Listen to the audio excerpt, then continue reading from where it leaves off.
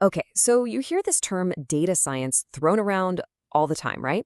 But what does it actually mean? Well, today we're going to pull back the curtain on this powerful force that's, believe it or not, quietly reshaping our world, from how we travel to the stuff we buy. So let's just dive right in. Let me just start with a question for you. Picture this. Your car is handling all the traffic, navigating every turn, and driving you home, all by itself. How does that feel? A little exciting? Maybe a little bit like science fiction? Well, that reality is way closer than you might think. And I'm not kidding, this is not some far-off fantasy. You've got major companies, Tesla, Baidu, Waymo. They are deep in the trenches right now making this happen. And you know what the secret sauce is? The one ingredient making it all possible? It's data science. And the impact here is just staggering. Self-driving cars could potentially prevent more than 2 million deaths from car accidents every single year. That's the kind of power we're talking about, data making smarter, faster, and safer decisions than any human possibly could. But look, data science isn't just about these cool, futuristic cars. It's already here, working behind the scenes in so many parts of our lives, from your daily commute all the way to your next vacation. Let's talk about flying for a second. We've all been there, right? The dreaded flight delay. For airlines, it's this chaotic mess of equipment problems, bad weather, and tangled routes. Well, data science is what cuts right through that chaos. By crunching massive amounts of info, it can build models that actually predict delays, find the absolute best routes, and even create personalized promotional offers just for you. And it's the exact same story with logistics. Companies like FedEx. They're using data science to figure out the most efficient shipping routes, the perfect delivery times, and the best way to transport things. It's the hidden engine that gets your package to your doorstep faster and cheaper. It's all powered by data. Okay, so we've seen some amazing things it can do, but what is data science really? Let's untangle all those buzzwords and get right to the heart of it. At its core, it's actually pretty straightforward. Data science is basically a toolkit, a collection of techniques that you use to pull real, actual value out of raw data. The whole point is to find useful patterns, hidden connections, and relationships that our own eyes just can't see. Now, you probably hear data science in the same breath as AI and machine learning all the time.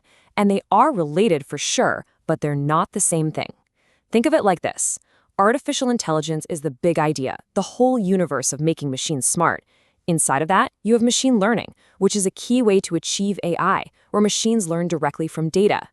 And data science, well, it's the field that uses tools from both AI and machine learning, along with things like statistics, to actually make sense of it all. So they overlap, but they're each their own thing.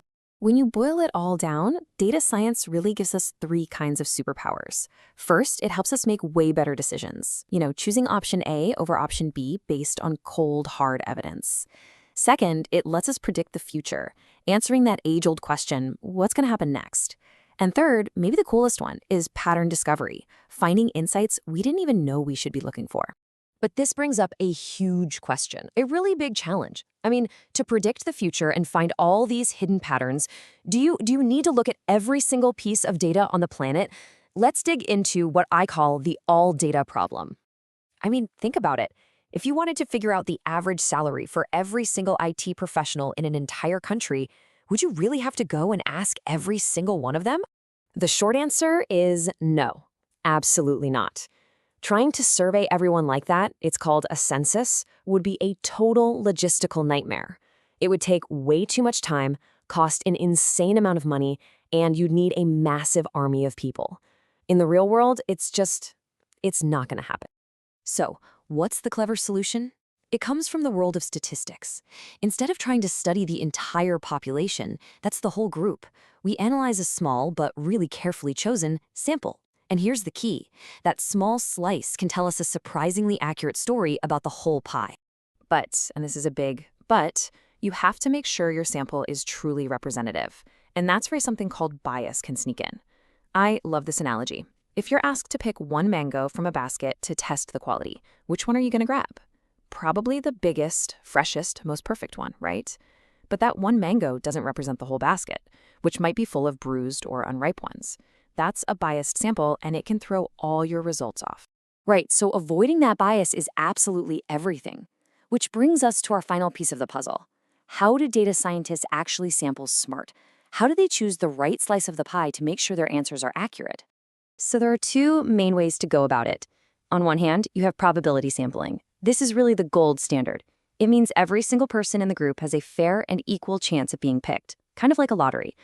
On the other hand, you have non-probability sampling, where the researcher uses their own judgment to pick people. To get rid of bias, data scientists will almost always go with a probability method. And within that, here are a couple of really popular techniques. First, there's simple random sampling. It's exactly what it sounds like. You put everyone in one big pool and pick totally at random, like drawing names out of a hat. But what if you need to make sure you hear from specific groups? Well, that's where stratified sampling comes in. This one's a bit smarter. You first divide the population into important subgroups, or strata, say by age or by location, and then you pick randomly from inside each of those groups. This is a game changer because it guarantees you get a balanced view. Another really clever method is called systematic sampling. With this one, you just pick people at a regular interval. So, for example, you might select every third person who walks by. It's simple, it's efficient, and it works great as long as there isn't some weird hidden pattern in the way the people are lined up. And this really brings us to the most crucial point of all. This is the magic behind so much of data science and statistics. You don't need to see the entire forest to understand the trees. By being thoughtful, by being scientific about how you choose your sample, you can get an incredibly accurate picture of the whole shebang. So I'll just leave you with this thought to chew on. If a tiny, well-chosen sample can help us understand something as massive and complex as the whole world, what other huge, impossible-seeming questions can we finally start to answer next? Thanks for tuning in.